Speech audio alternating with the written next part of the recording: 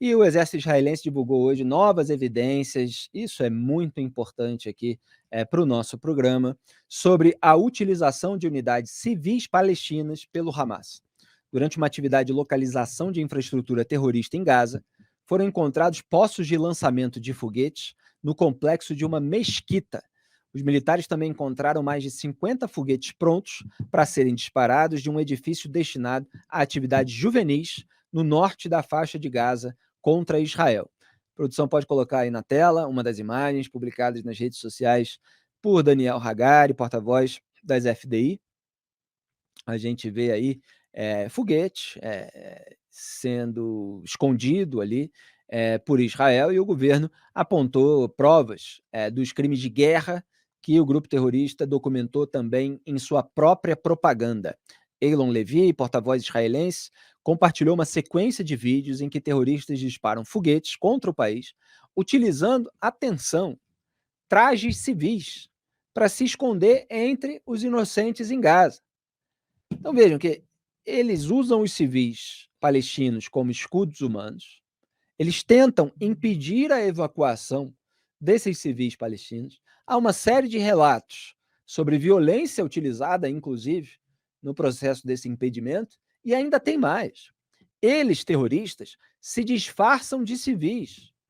Eles botam lá a calça jeans, a camiseta e ficam lá colocando foguete no lançador, aí chega para trás, não ser alvo ali enfim, do que causa o disparo, volta, bota outro, chega para trás e tal, e tá pronto ali, no máximo tá com uma faixinha, com uma máscara que eles podem tirar e deixar de lado, para se misturar entre os civis logo em seguida. E o que, que eu estou dizendo desde o começo dessa cobertura?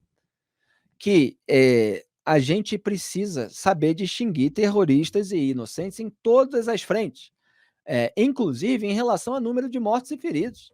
Porque as pessoas ficam divulgando aí número de mortos como se todos fossem civis, e Israel está bombardeando terroristas. A gente não vai dizer aqui que não existe risco e que não existe um histórico de que civis morram, dado que o grupo terrorista usa civis como escudos humanos. Agora, para saber quem é terrorista, quem é inocente, é preciso ter apuração, é preciso ter investigação, e você tem um monte de manchetes aí em portais de notícia pelo mundo e no Brasil muito, né? Parece que aqui se redobra o viés, e que não faz distinção alguma, e que nem sequer colocam ali que, olha, não sabemos quantos desses são inocentes, quantos desses são terroristas. Aliás, isso nos Estados Unidos, só uma coisa que tinha me faltado, que eu estava pensando em falar, acabei não falando, também afeta o eleitorado de esquerda. Que a gente sabe, até pelas pesquisas históricas das últimas décadas, que os eleitores do Partido Democrata, eles assistem mais determinados veículos, como a CNN Internacional. Eles leem mais veículos como o New York Times. Se você pegar os republicanos, eles assistem mais a Fox News, eles leem outro tipo de veículo. Então, se veículos para os quais o eleitorado de esquerda dá atenção, eles reforçam essas narrativas, eles não fazem distinções, eles divulgam números pelo Hamas, e eles confrontam os porta-vozes israelenses com esses números. O Jonathan Conricus, num embate ali com o âncora Wolf Blitzer, teve que dizer, olha, você fica repetindo que mulheres e crianças estão morrendo, baseado em que evidência? Esses são dados do Hamas. Então você tem ali um eleitorado que pode não estar se informando, pelo menos com a devida prudência, né? Vamos ver ali depois o que, que há de concreto em relação a essas informações, com maiores detalhes. Diga. Felipe, só uma observação rápida, né? Nessa entrevista que eu fiz para a Cruzoé, com a especialista em direito de guerra, ela disse que são dois os princípios que regem as ações de combate em terra, né? O da diferenciação e o da proporcionalidade. Diferenciação é exatamente isso. Não só o exército que está fazendo um revide ou um ataque precisa se esforçar para diferenciar alvos civis de alvos militares. O outro lado também não pode fazer isso que o Hamas faz. Exato. Não pode disfarçar os seus combatentes, entre aspas, de gente normal, e não pode usar mesquita, hospital, escola, prédio civil para finalidades militares. No momento em que faz isso, não só está usando o seu próprio povo como escudo, né, tentando usar o seu povo como escudo, como ainda está transformando esses prédios civis em um alvo. Exatamente, e é por isso que Israel está apontando crimes de guerra cometidos Exato. pelo Hamas. Aliás, como a autora de esquerda também apontou, crimes, de guerra cometidos no massacre, crimes contra a humanidade também. Então o Hamas varia entre crimes contra a humanidade e crimes de guerra. E a gente separou algumas dessas gravações apresentadas, pelas forças de defesa de Israel para o papo antagonista. Pode soltar, produção.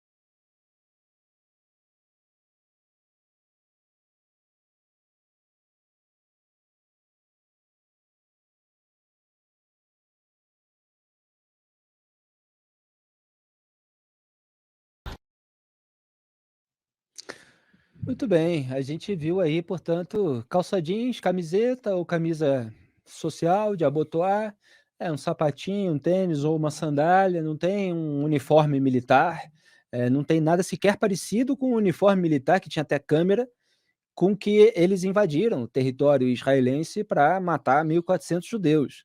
Quer dizer, você, entrar numa multidão de civis com esses trajes, Greve, é muito fácil de você se misturar a eles, se tornar indistinguível. Então, tem um até, foi apontado ali pelas autoridades nas redes sociais, que estava com uma camisa Adidas. Quer dizer, eles estão em trajes absolutamente casuais, prontos para se misturar, para tentar fugir ou para depois, mesmo até morrendo, ganhar a guerra de narrativa. É a estratégia do terrorista, exatamente essa. Você se aproxima com uma pessoa qualquer, né? Às vezes se explode, às vezes explode alguma coisa em cima dos outros, ou simplesmente usa isso como um artifício para conseguir escapar, se misturar na multidão, né? E eu acho interessante ver também os disparos dos foguetes, porque daí você entende, né? Por que tantos desses foguetes, sei lá, 20%, segundo algumas estatísticas, caem lá dentro mesmo? É uma coisa muito primitiva, né? Exato. É um, O sujeito bota ali o foguete dentro do lançador. cano de PVC, sei lá eu o que é aquilo. Se caiu daquele saco de ração de cachorro que estavam lá apoiando o cano, aquilo lá dispara para outro lugar. Não tem controle nenhum, não tem precisão, não tem nada. Eles próprios têm que fugir. Eles chegam para trás ali, se escondem um pouquinho, para eles não serem alvejados. É absolutamente crível, verossímil, perfeita a sua observação, que centenas desses foguetes, porque eles lançam milhares e milhares, né, caiam dentro da própria faixa de Gaza. Israel apontou dias atrás que desde o começo dessa reação militar, 550 foguetes tinham caído na faixa de Gaza. Não foi só aquele no estacionamento do hospital Al-Ali, e que inicialmente foi colocado pela imprensa como um bombardeio israelense, mas que todos os indícios apontaram para um foguete da Jihad Islâmica aliada do Hamas. São muitos outros e que eventualmente podem atingir civis palestinos também. Mas aí sempre na guerra de propaganda isso é atribuído a Israel. Aliás, houve outro caso, eu escrevi no site, escrevi dentro de uma análise, não era a notícia principal, porque eu não vou dar destaque àquilo que não está confirmado, mas que um canal de notícias de Gaza, né, o Gaza Report, que tem uma conta ali no X, ele alegou que aparentemente, registrou que aparentemente um foguete que tinha caído numa escola, ou perto ali de uma escola administrada pela agência local da ONU, né, que a gente chama de UNRWA, né, porque tem aquela sigla em inglês UNRWA, era dos terroristas, né, de um dos grupos ali terroristas, né, um tipo de foguete M75, se eu não me engano, que é usado ali pelo Hamas, pela Jihad Islâmica, e aí foi criticado por esquerdistas que seguem aquela conta e falou assim, olha, aqui em Gaza a gente conhece muito bem, sabe muito bem distinguir as munições.